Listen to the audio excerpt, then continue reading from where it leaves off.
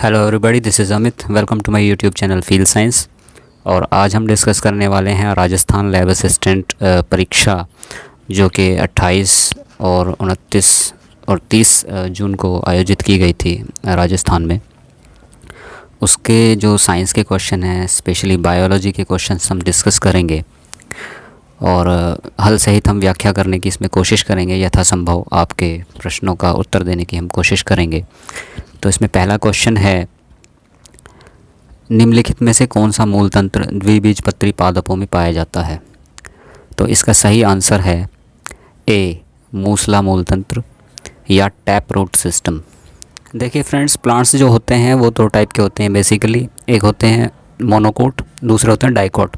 तो मोनोकोट में जो मिलता है वो मिलता है हमारा फाइब्रस रूट सिस्टम, और जो डाइकोट पौधे होते हैं उसमें मिलता है टैप रूट सिस्टम। तो जहाँ भी आपसे डाइकोट पूछा जाए तो आप आंख मीच के टैप रूट सिस्टम लिख सकते हैं।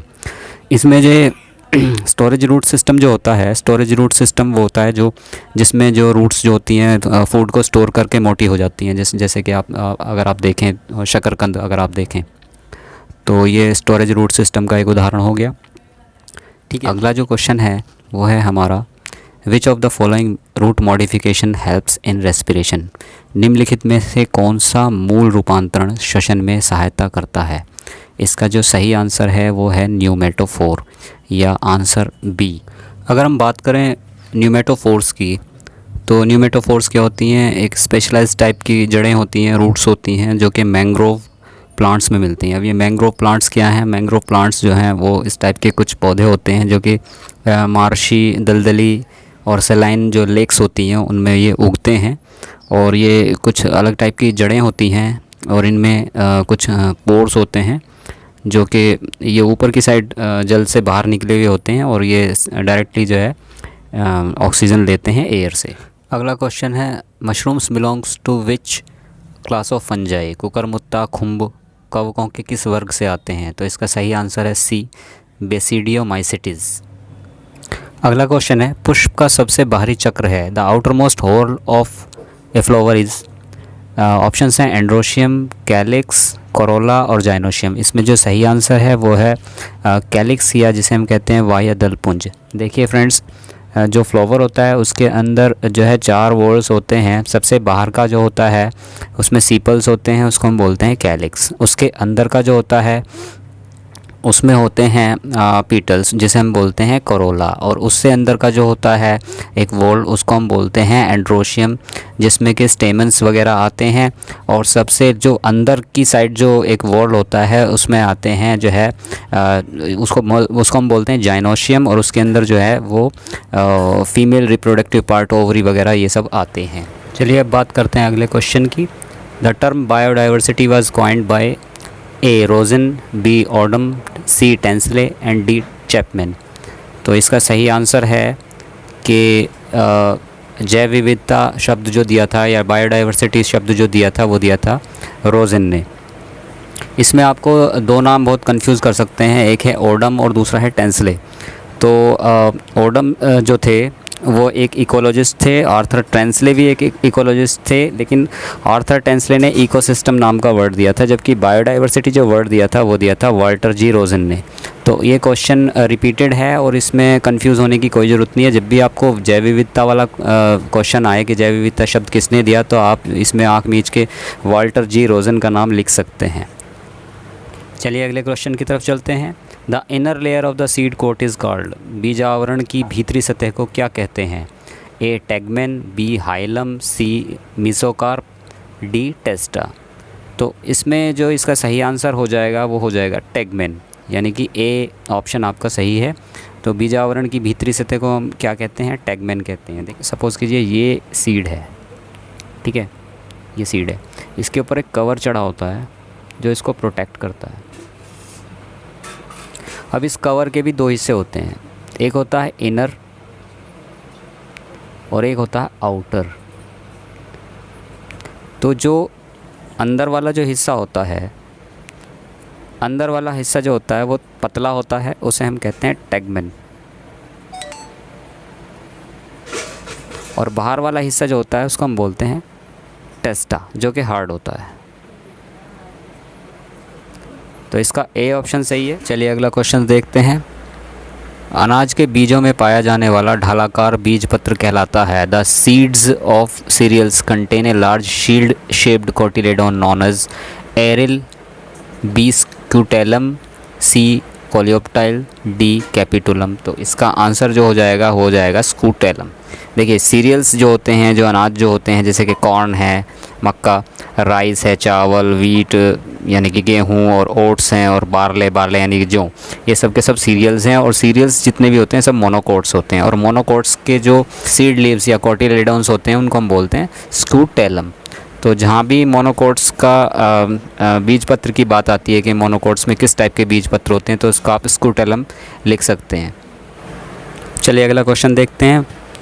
The meristem which occurs between mature tissue in plants is called, इसका हो जाएगा इंटरकैलरी मेरिस्टेम। वह मेरिस्टेम जो स्थायी ऊतकों के बीच में होता है उसे हम कहते हैं अंतर्वेशी। इसमें डी ऑप्शन सही हो जाएगा, इंटरकैलरी या अंतर्वेशी। अगला क्वेश्चन है। The movement of a molecule across a cell membrane और membrane independent of other molecules is called A antiport, B uniport, C inport और डी सिम्पोर्ट। इसका सही आंसर हो जाएगा यूनिपोर्ट। जब एक अणु दूसरे अणु से स्वतंत्र गति करते हुए किसी झिल्ली या कोशिका झिल्ली को पार करता है तो इस विधि को हम कहते हैं यूनिपोर्ट कहते हैं इसको। ये थोड़ा कॉन्सेप्चुअल क्वेश्चन है। अगला क्वेश्चन है। The breakdown of glucose to pyruvic acid in respiration is called A glycolysis, B glucogenesis, C pyrogenesis, D pyrolysis. इसमें जो सही आंसर हो जाएगा वो हो जाएगा ग्लाइकोलाइसिस। ग्लाइकोलाइसिस का मतलब होता है ग्लूकोज का टूटना और उसका पायरुविक एसिड में चेंज होना। एक ग्लूकोज का मॉलिक्यूल टूटता है और उससे पायरुविक एसिड के 2 मॉलिक्यूल्स बनते हैं। फिर ये पायरुविक एसिड के मॉलिक्यूल्स जो है माइटोकॉन्ड्रिया में जाते हैं और फिर एनर्जी जनरेट होती है ग्लूकोज से। अगला क्वेश्चन है। Which of the following is not a macronutrient, A sulphur, B potassium, C iron, D phosphorus. तो ये पूछ रहा है कि इनमें से कौन सा जो है वो मैक्रोन्यूट्रिएंट नहीं है। तो इसमें से जो इसका सही आंसर हो जाएगा वो हो जाएगा सी आयरन। आयरन ये माइक्रोन्यूट्रिएंट है, ये मैक्रो न्यूट्रिएंट नहीं है। तो इसमें से ये प्लांट फिजियोलॉजी का क्वेश्चन है और अक्सर आ जाता है, रिपीटेड क्वेश्चन है, और ये जब भी आ जाता है ये बहुत कंफ्यूज करता है स्टूडेंट्स को। तो जो भी स्टूडेंट्स आप वीडियो देख रहे हैं तो इसमें एक आप देख लीजिए कि मैक्रोन्यूट्रिएंट या माइक्रोन्यूट्रिएंट जो भी हैं सारे तो आप याद नहीं कर सकते, लेकिन या तो मैक्रोन्यूट्रिएंट आप याद कर लीजिए या माइक्रोन्यूट्रिएंट आप याद कर लीजिए, क्योंकि ये मिक्सिंग करके देते हैं। मैक्रो में माइक्रो की मिक्सिंग करके ये पूछते हैं क्वेश्चन को। तो अगर आपके मैक्रोन्यूट्रिएंट्स आपके सारे याद हैं तो जो बचेगा वो माइक्रो हो जाएगा। तो ऐसे ही इसका उल्टा भी आप कर सकते हैं। मैक्रोन्यूट्रिएंट जो होते हैं वो होते हैं carbon, oxygen, hydrogen, nitrogen, phosphorus, potassium, calcium, sulphur और मैग्नीशियम। ये जो है मैक्रोन्यूट्रिएंट्स की श्रेणी में आते हैं। और अगर आप इनको ठीक से याद कर लेते हैं तो जो बाकी जो बचेंगे वो माइक्रोन्यूट्रिएंट्स हो जाएंगे। और ये अक्सर क्वेश्चन जो है मैक्रो में माइक्रोन्यूट्रिएंट्स की मिक्सिंग करके ये पूछा जाता है। चले चलते हैं अगले क्वेश्चन की तरफ, देखते हैं ये क्या पूछ रहा है। ये कह रहा है कि निम्नलिखित में से कौन सा एक विषम बीजाणु टेरिडोफाइट है। ये क्वेश्चन रिपीटेड है और ये बहुत ही टिपिकल क्वेश्चन है, जब भी आता है ये बहुत परेशान करता है। और इसका जो सही जवाब होगा वो होगा डी सिलेजिनेला। अब आपको बता देते हैं कि टेरिडोफाइटा क्या होते हैं। टेरिडोफाइटा जो होते हैं कुछ ऐसे पौधे होते हैं जो कि ठंडे और नमी वाले और अंधेरे स्थानों में और दलदले स्थानों में ये जो प्लांट्स हैं वो पाए जाते हैं। और ये फर्स्ट सक्सेसफुल लैंड प्लांट्स होते हैं।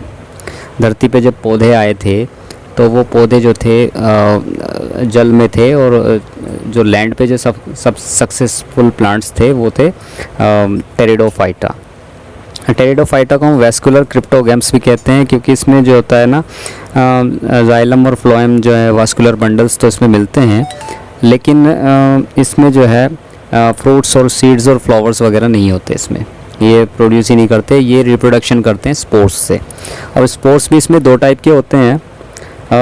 होमोस्पोर्स और हेट्रोस्पोर्स। होमोस्पोर्स जो होते हैं जो एक ही टाइप के स्पोर्स होते हैं, लेकिन हेट्रोस्पोर्स वो होते हैं जो अलग अलग टाइप के स्पोर्स होते हैं। तो जो होमोस्पोर्स प्रोड्यूसिंग जो टेरिडोफाइटा हैं वो हैं लाइकोपोडियम, इक्विसिटम और ड्राइप्टेरिस, और हेट्रोस्पोर्स वाले जो हैं वो हैं सिलेजिनेला, एजोला और मर्सिलिया।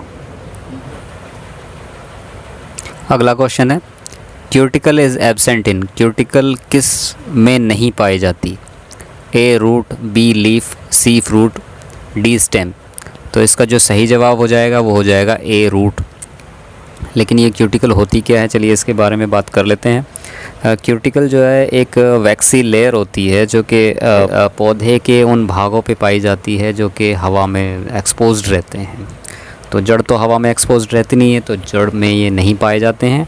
बाकी पत्ती, तना, फूल वगैरह, फल वगैरह जो भी होते हैं ये वहाँ पे वैक्सी एक लेयर होती है। और ये करती क्या है लेयर, ये पौधे को ड्राई होने से बचाती है। उनके जो एरियल पार्ट्स होते हैं उनको ये ड्राई होने से बचाती है। और ये एक काम और करती है, ये बैक्टीरियल इन्फेक्शन से भी ये जो पौधों को बचाती है। और ये बनी हुई होती है वैक्सी सब्सटेंस होता है, उसको बोलते हैं क्यूटिन। ये क्यूटिन की बनी हुई होती है। और ये सबसे ज़्यादा जो मिलती है ज़ीरोफाइटिक प्लांट्स जो होते हैं, जो रेगिस्तानी पौधे होते हैं, तो रेगिस्तानी पौधों के ऊपर सबसे ज़्यादा इसकी थिक वैक्सी क्यूटिकल मिलती है। और जो मेसोफाइट्स होते हैं, जो कि नॉर्मली जो उगने वाले जो पौधे हैं, जो हमारे यहाँ जैसे उत्तर प्रदेश, पंजाब वगैरह में जो मिलते हैं, जो डेजर्ट एरिया में जो प्लांट्स नहीं मिलते, नॉर्मल एरिया में जो प्लांट्स मिलते हैं, तो उन प्लांट्स को हम बोलते हैं मेसोफाइट्स। और मेसोफाइट्स प्लांट्स में ये जो है वैक्सी क्यूटिकल मिलती है, लेकिन इतनी थिक नहीं मिलती पौधों के ऊपर। और हाइड्रोफाइट्स जो होते हैं, जो यानी कि जलीय पौधे, जो जल में रहने वाले पौधे हैं, तो उनमें ये बिल्कुल भी नहीं मिलती है, क्योंकि वहाँ तो ज़रूरत ही नहीं है। ठीक है, तो ये है इसकी व्याख्या। अब अगला क्वेश्चन देखते हैं। Double fertilization and triple fusion is a unique feature of A angiosperms, B algae, C bryophytes, D gymnosperms. द्विनिषेचन और त्रिसंलयन किस पादप वर्ग की विशेषता है? ए आवर्तबीजी, बी शैवाल, सी ब्रायोफाइट्स या डी अनावृतबीजी। ये क्वेश्चन हार्ड है, और जिसने बायोलॉजी को ठीक से पढ़ रखा होगा सिर्फ वही स्टूडेंट्स इस क्वेश्चंस को ठीक से आंसर कर पाएंगे। सबसे पहले मैं इसका आंसर बता देता हूँ। इसका आंसर जो है एंजियोस्पर्म है या आवर्तबीजी है। ए ऑप्शन आपका सही हो जाएगा। इसमें मैं आपको अगर मैं व्याख्या करूँ इसकी, तो सबसे पहले तो आपको एंजियोस्पर्म्स के बारे में बता दूँ। एंजियोस्पर्मिक प्लांट्स वो होते हैं जो फ्लावर्स और फ्रूट्स बनाते हैं, और उनके जो बीज जो होते हैं, सीड्स जो होते हैं, वो फ्रूट के अंदर होते हैं। जबकि जिम्नोस्पर्म प्लांट्स जो होते हैं वो ऐसे प्लांट्स होते हैं जो फ्लावर और फ्रूट्स जो नहीं बनाते, और सीड्स जो होते हैं उनके नेकेड सीड्स होते हैं। ठीक है, तो अब हम आते हैं अपने टॉपिक पे कि ट्रिपल फ्यूज़न और डबल फर्टिलाइजेशन क्या होता है। तो ट्रिपल फ्यूज़न क्या होता है? ट्रिपल फ्यूज़न ये होता है कि जब कोई पॉलन ग्रेन स्टिग्मा पे जब गिरता है, तो क्या होता है, उसके अंदर से एक पॉलन ट्यूब निकलती है, जिसके अंदर से दो स्पर्म निकलते हैं। जो स्पर्म उनमें से जो एक स्पर्म होता है वो पोलर न्यूक्ली जो होता है, पोलर न्यूक्ली से फ्यूज़ करता है, और जो दूसरा स्पर्म जो होता है वो करता है एग सेल में एग से फ्यूज़ करता है। तो चूँकि फ्यूज़न 2 बार हो रहा है, इसलिए इसको डबल फर्टिलाइजेशन इसको बोलते हैं। और ट्रिपल फ्यूज़न क्यों बोलते हैं? ट्रिपल फ्यूज़न इसलिए बोलते हैं क्योंकि जो पोलर न्यूक्ली होते हैं वो 2n होते हैं, और एक जो होता है n जो होता है वो स्पर्म न्यूक्लियस का होता है। तो कुल मिला के जो ट्रिप्लॉइड न्यूक्लियस बनता है, जिसको हम बोलते हैं प्राइमरी एंडोस्पर्म न्यूक्लियस। ठीक है, तो इस करके ये जो प्रक्रिया है इसको हम बोलते हैं ट्रिपल फ्यूज़न। ठीक है, और चूँकि इसमें 2 बार फर्टिलाइजेशन होता है, इसलिए इसको डबल फर्टिलाइजेशन भी कहते हैं। डबल फर्टिलाइजेशन के बाद क्या होता है कि जो ओव्यूल होता है, ओव्यूल डेवलप होता है सीड में, और ओवरी का बन जाता है फ्रूट। अगला क्वेश्चन है जो कि बहुत ही डायरेक्टली पूछा गया क्वेश्चन है कि कवकों की कोशिका भित्ति किस पदार्थ से निर्मित होती है? ए सिलिका, बी काइटिन, सी पैक्टिन, डी सेल्यूलोज। तो इसका सही आंसर है काइटिन। जितनी भी फंगी होती हैं उनकी सबकी कोशिका भित्ति काइटिन की बनी होती है। बहुत ही सिंपल क्वेश्चन है, इसका बी आंसर सही हो जाएगा। चलिए अगला क्वेश्चन देखते हैं। निम्न में से कौन सा नदियों में नहीं पाया जाता? ए क्रस्टेशियंस, बी मोलस्क, सी इकाइनोडर्मेट्स और डी आर्थ्रोपोड्स। इसमें ये थोड़ा प्रॉब्लमेटिक क्वेश्चन है और इसमें जो है या तो इकाइनोडर्मेटा या आर्थ्रोपोडा में से कोई एक आना चाहिए, और देखते हैं बोर्ड किसको सही मानता है। वैसे इसमें मेरे हिसाब से तो आर्थ्रोपोडा आना चाहिए, लेकिन हो सकता है कि बोर्ड इसमें इकाइनोडर्मेट्स को सही माने, तो इसके लिए हमें वेट करना होगा कि बोर्ड किसको सही मानता है। चलिए अगला क्वेश्चन देखते हैं। अगला क्वेश्चन है the principle in which the gene pool total genes and their allele in a population remain constant was given by A Hardy Weinberg, B Thomas Malthus, D C Lamarck और D Sewall Wright. इसका सही answer है ए Hardy Weinberg, और सीवल right ने जो दिया था वो दिया था जेनेटिक ड्रिफ्ट, लेमार्क ने दिया था अंगों का उपयोग और अनुपयोग, और माल्थस के बारे में मैं श्योर नहीं हूँ क्या दिया था इन्होंने। लेकिन ये जो प्रिंसिपल दिया था जिसमें कि जीन पूल किसी पॉपुलेशन का जो जीन पूल होता है वो कांस्टेंट रहता है, ये जो प्रिंसिपल दिया था ये दिया था हार्डी वीनबर्ग ने, तो इसका ए ऑप्शन सही हो जाएगा। चलिए अगला क्वेश्चन देखते हैं। इसमें पूछा गया अलवणीय जल में पाए जाने वाली खाने योग्य मछलियों के उदाहरण। नंबर 1 कॉमन कॉर्प और कतला, नंबर 2 रोहू, नंबर 3 हिल्सा और सार्डीन, और नंबर 4 पामफ्रेट। तो इसमें से आपको बताना है कि कौन कौन सी मछलियाँ इनमें से जो हैं जो खाने योग्य मछलियाँ हैं और वो नदी तालाब वगैरह में रहती हैं, समुंदर में नहीं मिलती। तो इसमें जो सही जो ऑप्शन है वो है ऑप्शन डी, यानी कि कॉमन कॉर्प, कतला और रोहू। तो इसमें कॉमन कॉर्प और कतला और रोहू जो हैं ये जो हैं खाने योग्य मछलियां हैं, और ये मिलती हैं फ्रेश वाटर में या लवणीय जल में मिलती हैं। बाकी जो मछलियां हैं उनके बारे में मैं बता दूं तो हिल्सा जो है वो फ्रेश वाटर है, लेकिन इसके साथ सार्डाइन आ रही है, और सार्डाइन जो है वो मरीन है, तो ये ऑप्शन हमारा गलत हो गया। पॉम्फ्रेट जो है वो टोटली रॉन्ग है, क्योंकि ये मरीन फ़िश है, समुद्र में मिलती है।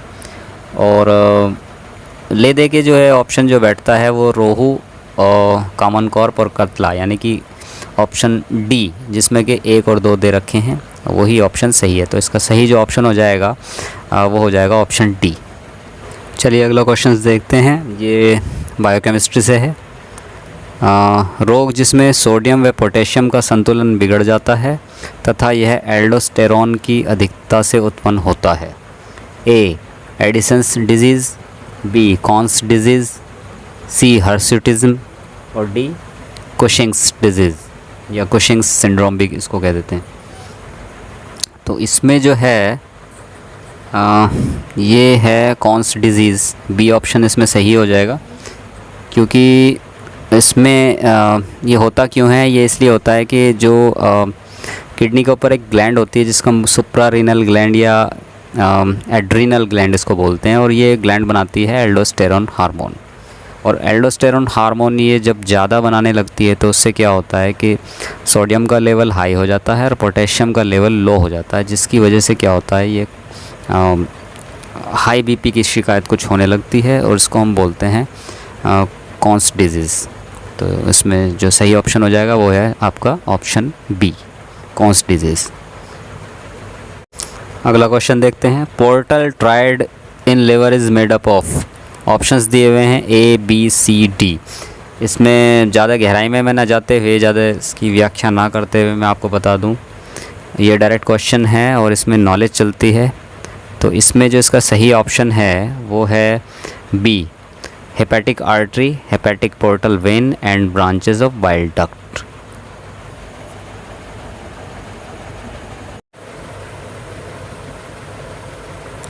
चलिए अगला क्वेश्चन देखते हैं, ये मसल्स से है, मांसपेशियों से रिलेटेड ये क्वेश्चन आया है और इसमें ये पूछ रहा है the following statements are about muscles.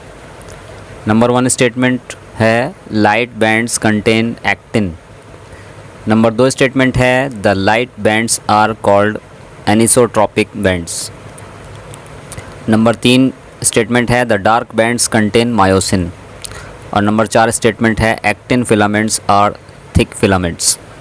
तो इसका आंसर आपको करना है, इसमें ये ऑप्शंस दिए हुए हैं A B C D, और इसमें स्टेटमेंट्स आपको बताने हैं कि कौन सा स्टेटमेंट, कौन सा कॉम्बिनेशन ऑफ स्टेटमेंट जो है वो सही है। तो इसमें अगर हम देखें तो इसका जो सही आंसर हो जाएगा वो हो जाएगा ऑप्शन A 1 और 3। लेकिन इसकी चलो व्याख्या कर देते हैं, थोड़ा देखते हैं इसके बारे में क्या है ये। तो पहला जो A ऑप्शन के हिसाब से 1 और 3 स्टेटमेंट हमारे ठीक हैं। तो लाइट बैंड्स कंटेन एक्टिन, ये बिल्कुल सही है। दूसरा है the light bands are called anisotropic, ये स्टेटमेंट गलत है। लाइट बैंड को हम एनिसोट्रॉपिक नहीं कहते, उसको आइसोट्रॉपिक बैंड्स कहते हैं, ठीक है। तो तीसरा स्टेटमेंट हम देखते हैं the dark bands contain myosin, ये बिल्कुल ठीक स्टेटमेंट है। और चौथा है actin filaments are thick filaments, तो ये भी स्टेटमेंट आपका गलत है। तो कुल मिला के जो हमारे स्टेटमेंट ठीक हैं वो हैं स्टेटमेंट 1 और स्टेटमेंट 3। तो उस हिसाब से हमारा A ऑप्शन जो है वो ठीक हो जाएगा। और ये अगला क्वेश्चन पूछा हुआ है इन्होंने DNA और RNA से, बहुत ही डायरेक्ट क्वेश्चन है ये। और इसमें पूछा गया है पिरिमिडीन जो कि न्यूक्लिक अम्लों में मिलते हैं, और ऑप्शंस आपके सामने दिए हुए हैं। तो आपकी नॉलेज के लिए बता दूं, वैसे बहुत सारे लोग जानते भी होंगे कि प्यूरिन्स जो होते हैं और पिरिमिडीन्स 2 कैटेगरी होती हैं नाइट्रोजनस बेसिस की, और जो न्यूक्लिक एसिड्स होते हैं वो भी 2 होते हैं, एक DNA होता है, एक RNA होता है, ठीक है। तो जो प्यूरिन्स और पिरिमिडीन्स की अगर मैं बात करूं तो प्यूरिन्स में आएंगे एडेनिन और ग्वानिन, और पिरिमिडीन्स में आएंगे साइटोसिन, थाइमिन और यूरेसिल, ठीक है। तो थाइमिन जो होता है DNA में मिलता है, और थाइमिन के स्थान पे यूरेसिल जो मिलता है वो RNA में मिलता है। तो DNA में तो आपको थाइमिन देखने के लिए मिलेगा, लेकिन अगर आप RNA देख रहे हैं तो थाइमिन आपको ढूंढे भी नहीं मिलेगा, वहाँ आपको मिलेगा यूरेसिल। तो इसमें जो D ऑप्शन है वो है सही, इसमें साइटोसिन, यूरेसिल और थाइमिन। तो इसमें D ऑप्शन सही है आपका। डायरेक्ट क्वेश्चन है, बहुत अच्छा क्वेश्चन है और नॉलेज बेस्ड क्वेश्चन है। अगला क्वेश्चन है the impure blood from heart wall is carried into right atrium by A pulmonary trunk, B pulmonary veins, C pulmonary arteries and coronary sinus, and D coronary vein and coronary sinus. तो इसका सही option है option D coronary vein and coronary sinus. तो इसमें coronary when के बारे में आपको बता दूं कि कोरोनरी वेन जो होती है वो डीऑक्सीजनेटेड ब्लड को या ऐसे ब्लड को जो अशुद्ध ब्लड होता है उसको जो है हार्ट वाल से वो कोरोनरी साइनस में लेके आती है, और कोरोनरी साइनस से वो ब्लड जाता है राइट एट्रियम में। तो इसका सही आंसर है option D coronary vein and coronary sinus. चलिए अगला क्वेश्चन देखते हैं। Who gave the theory of natural selection?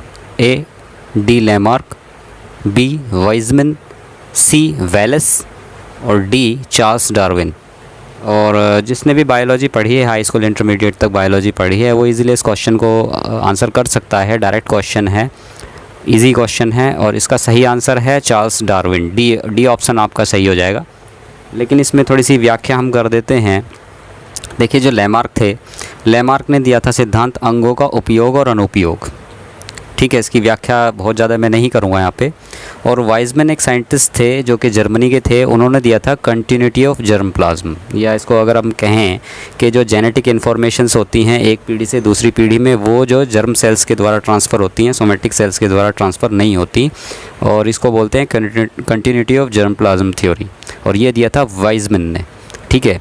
अब आती है बारी वेलेस की। वेलेस ने कहा था कि जो एवोल्यूशन होता है नेचुरल सिलेक्शन की वजह से, जबकि जो चार्ल्स डार्विन थे, चार्ल्स डार्विन ने ये कहा था कि उन्होंने एक बुक पब्लिश कराई थी the theory of natural selection. उसमें जो है उन्होंने बताया था कि जीव जातियों की उत्पत्ति किस तरीके से नेचुरल सिलेक्शन के द्वारा होती है। उन्होंने ये कहा था कि जो भी जीव जंतु अपने आप को वातावरण की बदलती हुई परिस्थितियों के हिसाब से ढाल लेते हैं वही जीवित बचते हैं, बाकी सब नष्ट हो जाते हैं। डी ऑप्शन सही हो जाएगा, चार्ल्स डार्विन। नेचुरल सिलेक्शन किसने दिया? चार्ल्स डार्विन ने। चलिए अगला क्वेश्चन देखते हैं। The spermatids are transformed into sperms by the process called A spermiogenesis, B spermatogenesis, C spermatogonia और डी स्पर्मिएशन। इसमें जो सही आंसर आपका हो जाएगा वो हो जाएगा ऑप्शन ए स्पर्मियोजेनेसिस। तो स्पर्मियोजेनेसिस में क्या होता है कि जो हैप्लॉइड स्पर्मेटिड्स होते हैं और वो गोल होते हैं, और वो स्पर्मियोजेनेसिस के प्रोसेस के द्वारा क्या होते हैं, वो लॉन्ग स्पर्म्स में चेंज हो जाते हैं, और लॉन्ग स्पर्म्स होते हैं वो मोटाइल होते हैं। ठीक है, तो इसमें ए ऑप्शन आपका सही हो जाएगा। इसमें जो है ये स्पर्मिएशन जो है ऑप्शन ये रॉन्ग है, क्योंकि इसमें जो है सर्टोली सेल्स से जो है वो स्पर्मेटिड्स जो होते हैं वो सेमिनिफेरस ट्यूब्यूल में रिलीज़ हो जाते हैं, तो इसको हम बोलते हैं स्पर्मिएशन। तो स्पर्मिएशन आपको कंफ्यूज कर सकता है इसमें, लेकिन स्पर्मिएशन रॉन्ग है। स्पर्मियोजेनेसिस इसमें सही ऑप्शन है। और स्पर्मेटोजेनेसिस जो होता है वो तो एक तरह एज ए होल एक प्रोडक्शन है, स्पर्म प्रोडक्शन को हम स्पर्मेटोजेनेसिस कहते हैं, ये एक सही ऑप्शन इसमें नहीं है। तो सही ऑप्शन इसमें है स्पर्मियोजेनेसिस, ए ऑप्शन आपका सही हो जाएगा इसमें, ए। अगला क्वेश्चन देखते हैं, एनिमल फिजियोलॉजी से है, डायरेक्ट क्वेश्चन है। वह स्थान जहाँ सामान्य आँख में सबसे अच्छा प्रतिबिंब बनता है एवं जिसमें संवेदी कोशिकाएं विशेषकर शंकु और कोशिका सर्वाधिक मात्रा में पाई जाती हैं, यह कहलाता है। तो इसमें है A yellow spot, B ciliary body, C iris और डी ब्लाइंड स्पॉट। देखिए इसमें जो सही आंसर है वो इसका yellow spot. Yellow spot retina के ऊपर एक ऐसा पॉइंट होता है जहाँ पे सबसे स्पष्ट प्रतिबिंब बनता है, सबसे क्लियर इमेज बनती है येलो स्पॉट पे। ठीक है, क्योंकि यहाँ पे जो है कॉन सेल्स और रॉड सेल्स जो होती हैं सबसे ज़्यादा यहाँ पे मिलती हैं, तो इसलिए यहाँ पे अगर रेज फोकस हो रही हैं तो सबसे अच्छा जो है पिक्चर यहाँ पे बनता है, इसको हम बोलते हैं येलो स्पॉट। अच्छा, अब आती है बारी ब्लाइंड स्पॉट की। ब्लाइंड स्पॉट एक रेटिना में ही एक ऐसा पॉइंट होता है जहाँ पे अगर इमेज बन रही है किसी वस्तु की ब्लाइंड स्पॉट पे, तो वो आपको दिखाई ही नहीं देगी, क्योंकि यहाँ से जितनी भी नर्व्स होती हैं, ऑप्टिक नर्व्स, वो दिमाग को जाती हैं इस पॉइंट से, ब्लाइंड स्पॉट पे। तो ब्लाइंड स्पॉट एक ऐसा स्पॉट है रेटिना पे जहाँ से कोई पिक्चर आपको दिखाई नहीं देती है। अगर कोई पिक्चर ब्लाइंड स्पॉट पे फोकस हो रही है, इमेज बन रही है कोई ब्लाइंड स्पॉट पे, तो वो आपको दिखेगी नहीं। लेकिन इसके विपरीत अगर येलो स्पॉट पे कोई इमेज बन रही है तो वो आपको सबसे क्लियर दिखाई देगी। तो इसमें जो हमारा क्वेश्चन है उसके हिसाब से जो आंसर जो हमारा बैठता है वो बैठता है ए येलो स्पॉट, पीत बिंदु, करेक्ट आंसर। चलिए अगला क्वेश्चन देखते हैं। The inner layer of Bowman's capsule contains specific type of cells known as A pyramid, B calyx, C podocytes, D fenestra. पहले तो आपको ये पता होना चाहिए कि बोमेन्स कैप्सूल है क्या और ये कहाँ मिलता है। ये एक्चुअली किडनी में मिलता है बोमेन्स कैप्सूल। इसकी व्याख्या मैं ज़्यादा नहीं करूँगा यहाँ पे, लेकिन जो अगर आप नेफ्रॉन के स्ट्रक्चर को आप देखें तो उसमें आपको दो पार्ट स्पष्ट नज़र आ जाएंगे। एक तो है ग्लोमेरुलस, जो कि एक नसों का गुच्छा सा होता है, और उसके ऊपर जो कवर चढ़ा होता है वो होता है बोमेन्स कैप्सूल का। ठीक है, तो बोमेन्स कैप्सूल के अंदर जो है कौन सी सेल्स पाई जाती हैं, जो ये ऑप्शंस दिए हुए हैं, इसमें जो सही आंसर हो जाएगा वो हो जाएगा सी पोडोसाइट्स। अब हम देख लेते हैं कि बोमेन्स कैप्सूल का थोड़ा सा हम व्याख्या कर देते हैं। इसमें जो बोमेन्स कैप्सूल होता है इसमें दो लेयर्स होती हैं। एक तो होती है आउटर लेयर जिसे हम पैराइटल लेयर कहते हैं, दूसरी होती है इनर लेयर जिसे हम विसरल लेयर कहते हैं। और इस विसरल लेयर में ही ये पोडोसाइट्स नाम की सेल्स मिलती हैं। और इनका रोल क्या होता है पोडोसाइट्स का? पोडोसाइट्स का रोल ये होता है कि जब ब्लड फ़िल्टर होने के लिए जाता है किडनी के अंदर, तो फाइनली वो नेफ्रॉन्स में फ़िल्टर होता है। और नेफ्रॉन्स के पार्ट ही होते हैं, ये दो पार्ट होते हैं, बोमेन्स कैप्सूल और ग्लोमेरुलस। तो बोमेन्स कैप्सूल में ही जो वो फ़िल्ट्रेट आता है। ठीक है, तो उस फिल्ट्रेट में बहुत सारी चीज़ें ऐसी होती हैं जो बॉडी के काम की होती हैं, जो कि अगर यूरिन के थ्रू बॉडी से बाहर चली जाएंगी तो बॉडी में प्रॉब्लम हो जाएगी। तो कुछ सेल्स ऐसी होती हैं जैसे पोडोसाइट्स हैं। तो ये पोडोसाइट्स क्या करती हैं कि जो प्लाज्मा प्रोटीन्स होते हैं ब्लड के, उनको ये रिटेन कर लेती हैं, उनको ये यूरिन के थ्रू जो है बॉडी से बाहर नहीं जाने देती। ठीक है, तो जिसकी वजह से प्रोटीन्स का लेवल हमारी बॉडी में ठीक बना रहता है, प्लाज्मा प्रोटीन्स का। तो ये है पोडोसाइट्स की व्याख्या। तो इसमें ऑप्शन सही हो जाएगा आपका सी पोडोसाइट्स। अगला क्वेश्चन है जो मसल्स से है। The central part of thick filament which is not overlapped by thin filament is called A H zone, B Z zone, C L zone और डी एम जोन। इसका जो सही आंसर हो जाएगा वो हो जाएगा एच जोन। चलिए अगला क्वेश्चन देखते हैं जो कि इवोल्यूशन चैप्टर से है। Connecting link between chordates and non chordate, A Neopilina, B Balanoglossus, C Tachyglossus और डी पेरिपेटस। तो इसमें जो इसका सही आंसर हो जाएगा वो हो जाएगा बेलेनोग्लॉसस। जो कॉर्डेट्स और नॉन कॉर्डेट्स के बीच में कनेक्टिंग लिंक है। कनेक्टिंग लिंक कुछ ऐसे एनिमल्स होते हैं या क्रीचर्स होते हैं जो कि दो फाइलम्स के बीच में कनेक्टिंग लिंक का काम करते हैं, या ये कह लीजिए कि दो फाइलम्स जो होते हैं उनके गुण अलग अलग होते हैं, और कुछ ऐसे जीव जंतु होते हैं जिनमें दोनों फाइलम्स के कुछ गुण इस फाइलम के और कुछ गुण इस फाइलम के पाए जाते हैं, दोनों फाइलम्स के कुछ गुण उनमें कॉमन पाए जाते हैं। तो ये कनेक्टिंग लिंक्स इनको हम कह सकते हैं। एक बहुत इंपॉर्टेंट इसमें क्वेश्चन ये आता है कि रेप्टाइल्स और बर्ड्स के बीच में कनेक्टिंग लिंक का नाम बताइए। तो इसका जो सही आंसर हो जाएगा वो हो जाएगा आर्कियोप्टेरिक्स। और एक है एनेलिडा और आर्थ्रोपोडा, ये भी क्वेश्चन पुटअप कर लेते हैं। एनेलिडा और आर्थ्रोपोडा के बीच में कनेक्टिंग लिंक है पेरिपेटस। और एनेलिडा और मोलस्का, एनेलिडा और मोलस्का के बीच में जो कनेक्टिंग लिंक है वो है नियोपिलाइना। ठीक है। और प्लांट्स और एनिमल्स के बीच में भी एक कनेक्टिंग लिंक है, उसे हम कहते हैं यूग्लिना। अब यूग्लिना को एनिमल्स और प्लांट्स के बीच में कनेक्टिंग लिंक क्यों कहते हैं? क्योंकि यूग्लिना में पाया जाता है क्लोरोफिल जो कि प्लांट्स में मिलता है, और यूग्लिना जो होता है वो मोटाइल होता है, जो कि एक जंतु का कैरेक्टर है, पेड़ पौधों का कैरेक्टर ये नहीं है। तो इसलिए यूग्लिना में दोनों गुण पाए जाते हैं प्लांट्स और एनिमल के। तो इसलिए यूग्लिना को प्लांट्स और एनिमल्स के बीच में कनेक्टिंग लिंक कहते हैं। तो खैर हम अपने क्वेश्चन पे आते हैं। तो हमारा क्वेश्चन है connecting link between chordates and non chordates. तो इसका जो सही आंसर हो जाएगा वो हो जाएगा बी, बेलेनोग्लॉसस। तो ध्यान रहे स्टूडेंट्स, बहुत सारे क्वेश्चंस इस टाइप के पूछते हैं कनेक्टिंग लिंक्स वाले, तो आप ये ढूंढ के इंटरनेट से कैसे भी करके अपने नोट्स बनाइए, ताकि कोई भी इस टाइप का क्वेश्चन आपके पास आए तो आप उसको आंसर कर सकें। ये क्वेश्चन अक्सर पूछे जाते हैं। चलिए अगला क्वेश्चन देखते हैं। ये एनिमल फिजियोलॉजी से है। Hammer shaped ear ossicle is A incus, B malleus, C vestibule और डी स्टेपीज़। तो इसमें बी ऑप्शन सही हो जाएगा, मैलियस। मैलियस कान में मिलने वाली ऐसी हड्डी होती है जो कुछ कुछ हथौड़े की शेप की होती है। तो इसमें बी ऑप्शन आपका सही है। डायरेक्ट क्वेश्चन है और इम्पोर्टेंट क्वेश्चन भी है। चलिए अगला क्वेश्चन देखते हैं। ये भी एनिमल फिजियोलॉजी से है। ये पूछ रहा है pons and medulla are the parts of A leaf, B brain, C flower, D male reproductive system. तो इसमें जो सही आंसर है वो है ऑप्शन बी, ब्रेन। तो अगर आप ने कभी ब्रेन की स्टडी की हो, ह्यूमन ब्रेन की स्टडी की हो, तो इसमें स्पाइनल कॉर्ड जहाँ पे ब्रेन में एंट्री करता है या कनेक्ट होता है ब्रेन से, वो जो हिस्सा होता है उसको हम बोलते हैं मेडुला, मेडुला ऑब्लोंगेटा।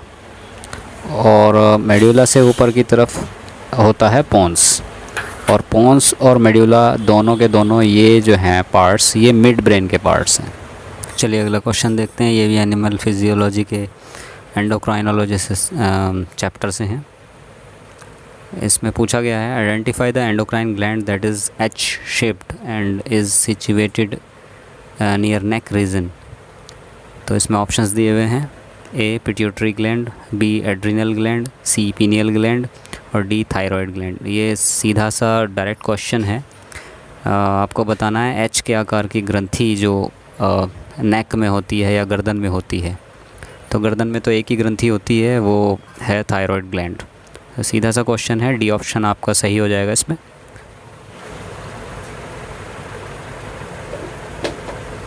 अगला क्वेश्चन है, ये इकोलॉजी से है। सीधा सा क्वेश्चन है, डायरेक्ट क्वेश्चन है। निम्न में से कौन आहार श्रृंखला का निर्माण करते हैं? Which of the following constitute a food chain. Options दिए हुए हैं, A grass goat human, B bamboo elephant deer, C fish goat lion और डी फ्रूट सीड फ्लावर। तो इसमें फूड चेन का सीधा सा क्वेश्चन है। इसका जो है ए ऑप्शन सही हो जाएगा। घास को बकरी खाती है और बकरी को मानव खा जाता है, जबकि बांस को हाथी खा सकता है एक बार को, लेकिन हाथी को हिरण नहीं खा सकता। तो ये ऑप्शन आपका गलत है। बकरी मछली को नहीं खाती और शेर बकरी को खा सकता है। तो ये भी ऑप्शन जो है सी, ये भी गलत है आपका। और डी फल बीज फूल, ये तो कोई तुक ही नहीं है इसमें। तो इसमें ले दे के एक ही आंसर जो है आपका जो है ठीक है, वो है ऑप्शन ए। तो इसमें सही जो आंसर होगा वो होगा ऑप्शन ए। और ये है लैब असिस्टेंट एग्ज़ाम का बायोलॉजी का सबसे लास्ट क्वेश्चन। इसमें दे रखा है given below is the list of secretions of glands, insulin, glucagon, saliva, calcitonin, earwax, milk and sweat. How many of the above are secretions of exocrine glands. Friends, ये जो question है ये थोड़ा सा इनडायरेक्ट क्वेश्चन है और ये endocrine system chapter से लिया गया क्वेश्चन है, तो इसमें थोड़ा आपको सोचना पड़ेगा। तो इसमें कुछ एक जो सेक्रेशंस हैं, जो एंडोक्राइन ग्लैंड्स के सेक्रेशंस हैं और एक्सोक्राइन ग्लैंड्स के सेक्रेशंस हैं, दोनों मिक्सअप करके इसमें दिए हुए हैं। तो आपको ये बताना है कि कौन सा सेक्रेशन जो है वो एक्सोक्राइन है, कौन सा एंडोक्राइन है। तो इसमें इंसुलिन, ग्लूकागॉन और कैल्सिटोनिन ये एंडोक्राइन ग्लैंड के सेक्रेशन हैं। सलाइवा, जिसे हम थूक भी कह देते हैं, वो एक एक्सोक्राइन ग्लैंड का सेक्रेशन है, एंडोक्राइन ग्लैंड का सेक्रेशन ये नहीं है। स्वेट यानी पसीना, ये भी एक्सोक्राइन ग्लैंड का सेक्रेशन है। और मिल्क बनता है मैमरी ग्लैंड्स में, तो ये भी एक्सोक्राइन ग्लैंड्स का सेक्रेशन है। देखिए, एंडोक्राइन और एक्सोक्राइन दो टाइप की ग्लैंड्स होती हैं। एंडोक्राइन ग्लैंड्स जो होती हैं वो उनके जो सेक्रेशंस होते हैं उनको हम बोलते हैं हार्मोन। वो हार्मोन जितने भी होते हैं वो ग्लैंड में बनते हैं और वो बाहर की तरफ नहीं आते, सीधे वो ब्लड में मिक्स होते हैं। जैसे इंसुलिन एक हार्मोन है, ग्लूकागॉन एक हार्मोन है, कैल्सिटोनिन एक हार्मोन है।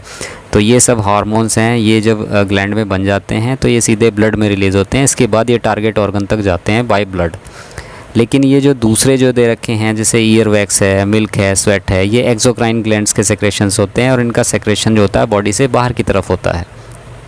ठीक है, तो इसमें अगर आप देखें तो इसमें आपका जो है ऑप्शन सी जो है इसमें जो है ठीक है कि how many of the above secretions of exocrine glands. Exocrine glands के जो सेक्रेशंस हैं वो कौन कौन से हैं? ईयर वैक्स है, मिल्क है, स्वेट है और सलाइवा है। ठीक है, तो ये जो है ऑप्शन सी आपका इसमें सही हो जाएगा।